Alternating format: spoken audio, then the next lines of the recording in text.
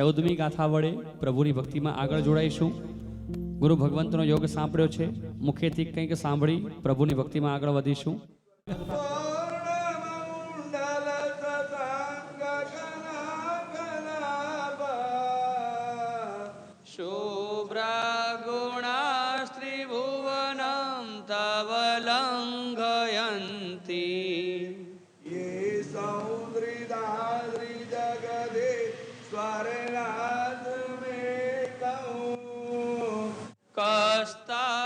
निवारयति संचरतो यथेष्टम। દરેક ગાથાના રહસ્યો અદ્ભુત કથાના છે। એવા ઘણા મહાત્માઓ છે કે જે ભક્તાવરનો પાઠ કર્યા વગર મૌન રાખનારા છે।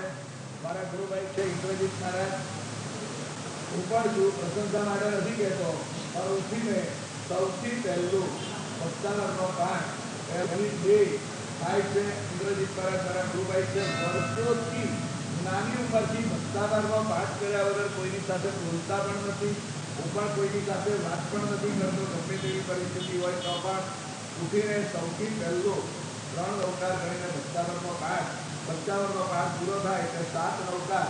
આવા નવકારના બંધન સાથે નિત્ય ભક્તાવરનો પાઠ ઘણો બધો તમારા માટે ફાયદાકારક બનશે। આવું અદ્ભુત એમાં પણ જે 9 ગાથાઓ અત્યારે શરૂ થઈ છે, તમામ શ્રી ભગવંતોએ ફરજિયાતપણે સૂર્યમંત્રની આરાધના કરતા પહેલા આ 9 ગાથાનો પાઠ એમને દરરોજ કરવાનો હોય છે। જેને પણ અત્યારે પદવી થઈ છે એના માટે નિયમ છે કે આ 9 ગાથા બધાએ 12માંથી મારી એવી શાંતરાગથી લગાવી અને એ વધારે જેની અંદર શક્તિ શાંતુ સુરી મહારાજે અંદર એની પોતાની વિદ્યા ઠારવેલી છે। તો બધાને મારી ખાસ પ્રેરણા છે કે આવી રહેલો સમય ઘણો બધો વિષમ છે, રોજ બધા અનુભૂતિ પણ કરી રહ્યા છે। આવા સમયની અંદર સુખ શાંતિ સમાધિ માટે ભક્તાવરનો પાઠ અને રોષનો પાઠ ઘરની અંદર થવો। મજાની પ્રેરણા ગુરુ ભગવંતે આપણને કરી છે। જીવનની અંદર થાય એટલી વૃદ્ધિ આ સ્તોત્રના પાઠની કરીએ, સાથે સાથે ઉવસ સંગ્રામ અને નવકારની સાથે અને આપણા જીવનમાં રોજિંદા કાર્યમાં જોડી લઈએ। 13મી અને 14મી ગાથા સાથે પ્રભુ આદિનાથ દાદાની આગળની ભક્તિમાં આપણે બધા જોડાઈશું।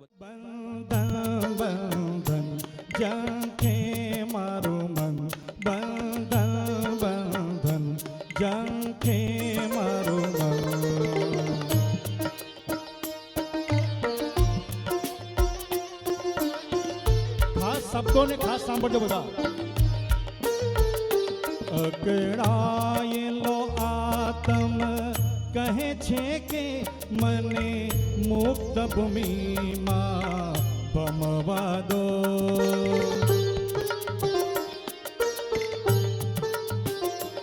અકળાયેલો આત્મ કહે છે કે મને મુક્ત ભૂમિમાં ભમવા દો। ના રાગ રહે ના દ્વેષ રહે એવી કક્ષામાં મને રમવા દો। મિત્રાચારિયા